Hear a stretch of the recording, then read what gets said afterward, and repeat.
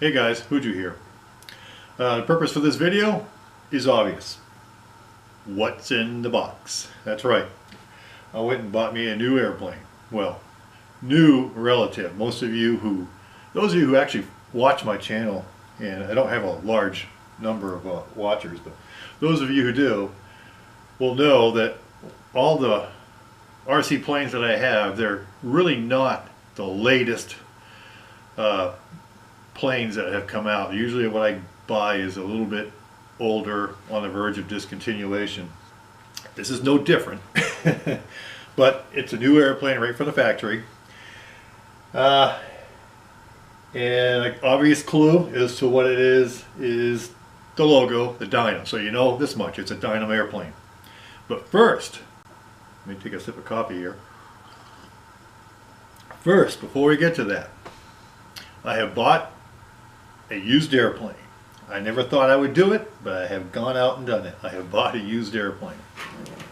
So with no further delay, here it is. That's right. This is not what's in the box. This is a used airplane. And many of you can already tell what it is. This is an Exceed. I believe it's an Exceed. I did some research, and Exceed's the only one that came up. It looked like this. An Exceed 64 millimeter, just like all my other jets. 64 millimeter F3 Tornado. Fully functional. I'm assuming. The owner that I bought this from, this was his first RC jet that he got. And when he flew it, he found it to be very challenging, very fast. Did not have the most pleasant experience. He damaged it a little bit when he crash landed it. It didn't go well. I don't even know if it actually got up in the air. But he has not flown it since. He's terrified of flying it. He knows it's way over his head. He's had it around for many years. It's got a lot of hanger rash. So it's only had one flight by him. I don't know if he bought it new or if he bought it off somebody else. It's in great shape. It does have some hanger rash on the wings. All the servos are there. These aren't hooked up yet, but I've opened it up and they're all in there. The only thing missing is the nose gear. And you know what? I'm not concerned about the nose gear because, like all my other 64 millimeters, I'm probably going to turn this into a belly lander because it looks like it would make a great belly lander. I took it off his hands for $25. I have a feeling that new this thing would have been about 150 bucks, but I got it for $25. Motor's in there, everything's ready to go. I just need to throw a receiver in there, get her set up for belly landing, and it should be able to go. But I'm going to make this a winter project. I'm probably going to see if I can't strip all this paint off and decals off and give this a new color scheme. Make it look new over the winter. That's what my goal is, to make it look new and try to set everything up so it works. I would like this thing to open up a little bit wider than the servos will probably let it do, but we'll see what I can do with it. But that's what I have. This is my newest acquisition. I got it just yesterday or the day before, I'm not sure. The F3 Tornado from Exceed 64 millimeter. Can't wait, because you can't buy these anymore. I mean, that's why I got it secondhand. You cannot buy this plane anymore on the market unless you're buying it used from somebody.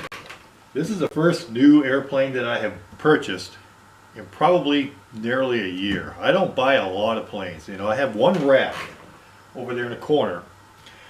Well, I'm sorry, two racks side by side that hold all my airplanes, with the exception of right up overhead here, which you can't see because I'm not panning the camera.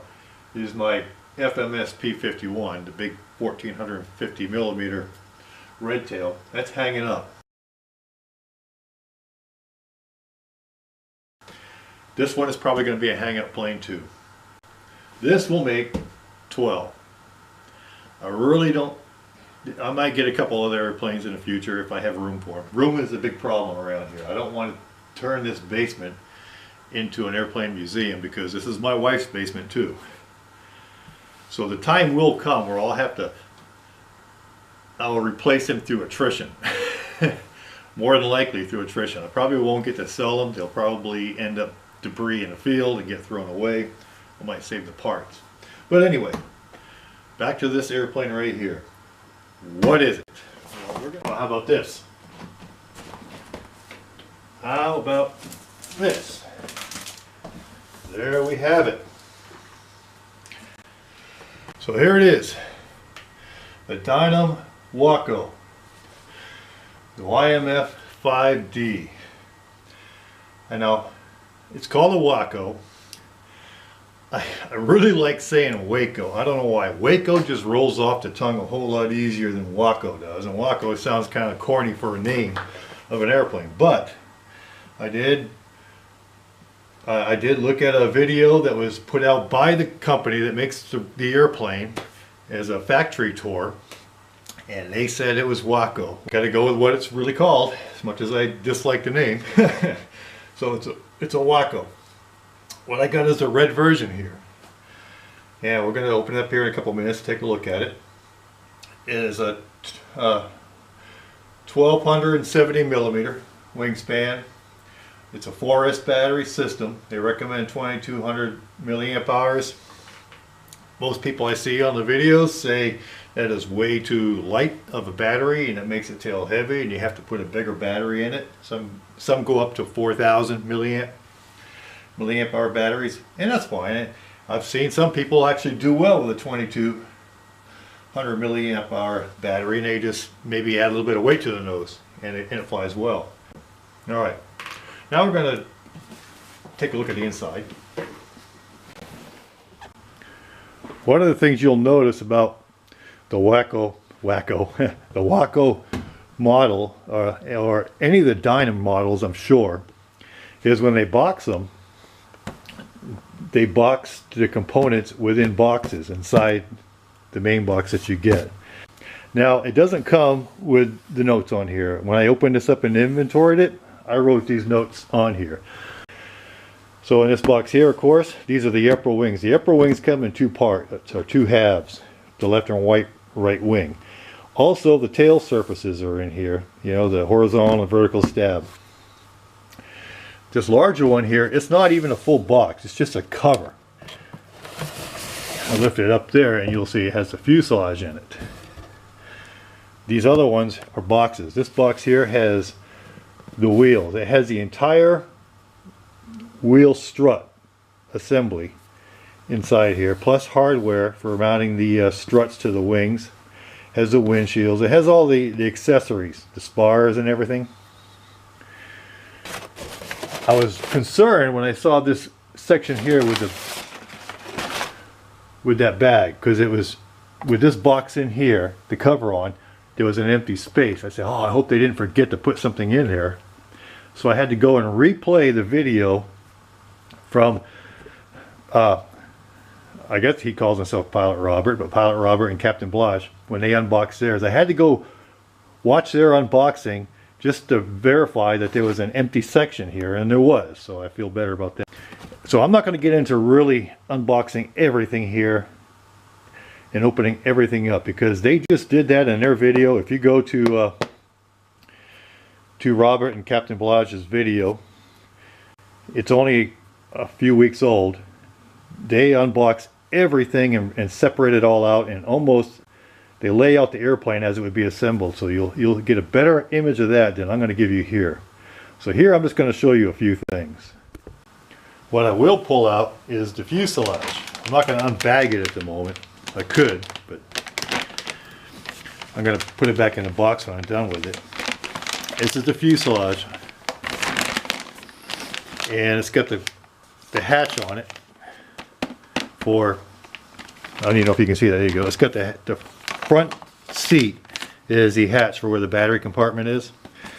And one thing I want to note is the rest of the airplane doesn't have this issue, but it's one thing about Dynam is if you look really hard, you can see there's gaps where the fuselage is glued together, especially down on the inside in the seat compartment.